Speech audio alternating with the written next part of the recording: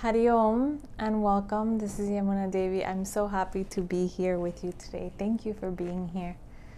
Today I wanted to talk about our self-worth because self-worth is very important in our life.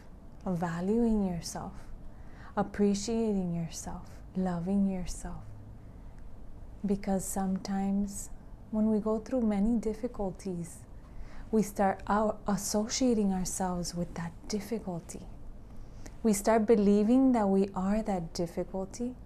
We start believing that we are all our difficulties, trauma, sadness, pain, hurts, everything. But the truth is, these are all experiences for being a human being, for experiencing this existence, this life. This should not interrupt our self-worth, our self-value, but we make it a habit into believing that if we feel sadness, we should not be worth living. We should not be worth existing. Anything in life. Sometimes we experience loss. Sometimes we experience separation. And we start believing that we are not worth living. This starts depleting our self-worth, our self-love, but it should not. We should not allow it to do that. We should understand that we are that blissful being. This physical body will carry us to do our purpose, to do our job, to do our function. It carries us to fulfill our purpose. It carries that divine soul within. And we are all just a drop in the ocean, creating the big ocean.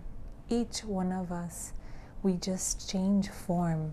Physically we look different, but the soul is the same. We are all that divine soul, coming from that divine essence. We are that microcosm in the macrocosm. We are that drop in the ocean, and all of us together become that divine ocean. We are so blessed. We are so blessed. We should understand that we are a blessing and not forget that. Sometimes we forget.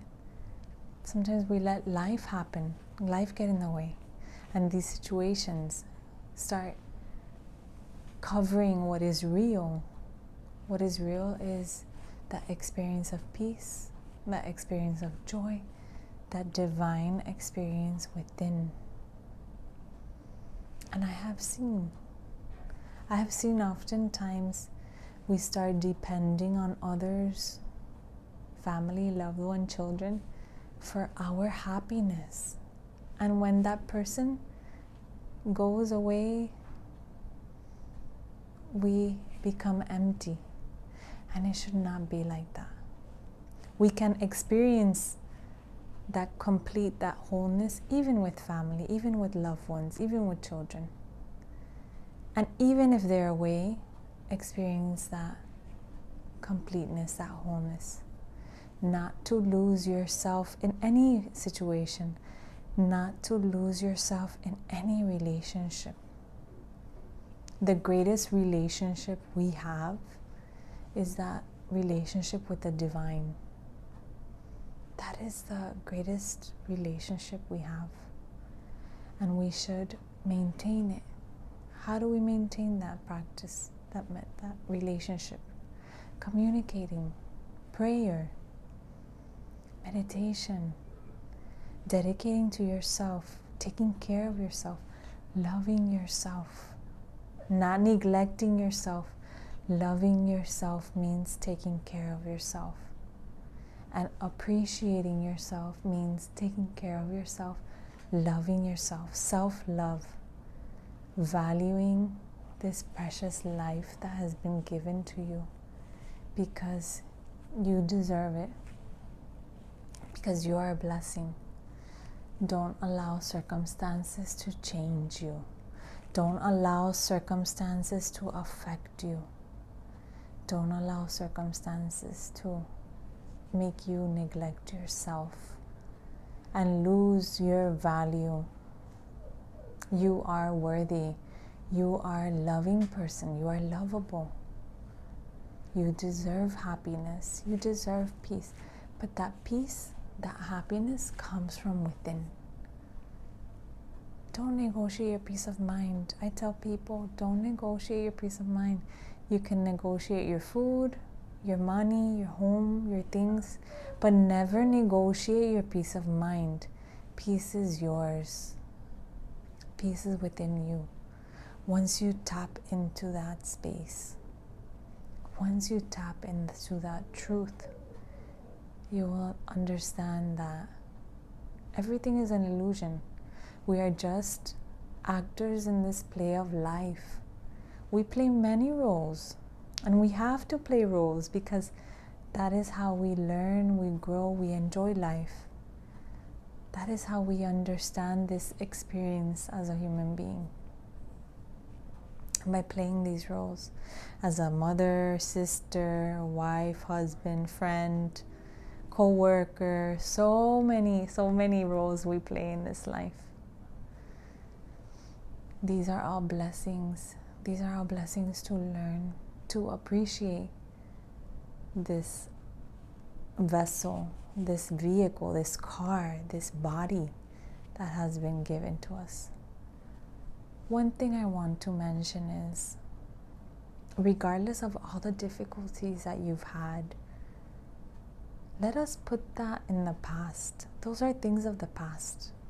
All those difficulties, yes, I understand they're difficult. They have been challenging. They have shaken you a little bit. But these are things in the past. Don't carry things in the past into the future. They don't serve you. They serve you as lessons. They serve you for growth. But if you understand the lessons within within them, within those experiences, those are lessons. But don't carry that burden into the future, into the present moment. Don't create self-pity. Don't let anyone pity you or seek for that consoling emotion. Don't seek for that. Seek for your truth. Seek for your bliss. Because in that self-pity, you lose your worth, your self-worth. And you are worth a lot. And no one will understand. Only you. You can understand your worth. You can understand how to love yourself. No one can love you better than you. There was this story, beautiful story, I like to share with you. When I was living in Japan, I remember when I was going to the train station, I was walking fast to make it to the train station, and all of a sudden I see this very high hill within the city, right? There's houses, but to get to different houses, you have to climb the hill.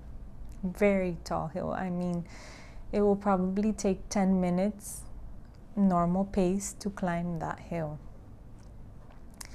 And I remember seeing this elderly woman, perhaps 80, late 80s, 88, 90. And she was carrying her cart of things that she bought in the supermarket. Perhaps she was cooking for her family, her husband, who knows. And I remember her, she was a little bent forward. And she was going very, very slow pace, going to start climbing up that hill with her cart of supermarket goods. And she was climbing slowly. And I stopped. I was walking past her, and I saw her, and I stopped. And I went to her and I said, "Can I help you? can I help you come up the hill? And she says, no, thank you. I didn't understand what happened. I was shocked myself. I said, I thought I can make her get there sooner. And I kept thinking, it took me a few days contemplating this. And then, we started thinking, why doesn't she let me help her? Why didn't she let me help her? What happened to her? So many things come into your mind at that moment, and usually are not the correct answer. So I reflected, I contemplated, and the next day I passed the same area. She wasn't there, but I passed the same area. Perhaps it was a different time. And I realized when I didn't see her there, I said, I got the answer. The answer was that she cannot become dependent on anyone. She has to be independent. Because one day I help her. Yes, she can receive help one day. How about tomorrow? So that day, for example, if I would have helped her, she would have lost maybe some strength in her arms and her legs. She wouldn't have been able to make it the next day as strong as she was before, because she starts becoming dependent on others. So if she were to accept my help that day, who was going to help her the next day, and the day after, and the day after? I got the answer. It was very powerful. So to become independent, not dependent. Do not depend on others for love, for pity, for your worth. Love yourself. See your strength, your inner strength, that determination, that willpower, that courage, that discipline. Everything is within you.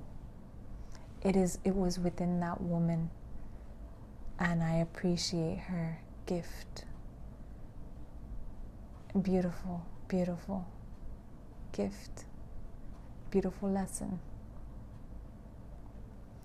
So everything, my dear friend, is within you. Become independent. Love yourself. Take care of yourself. Value yourself. Don't seek value from others. Don't seek your self-worth from others. You are worthy. You are a blessing.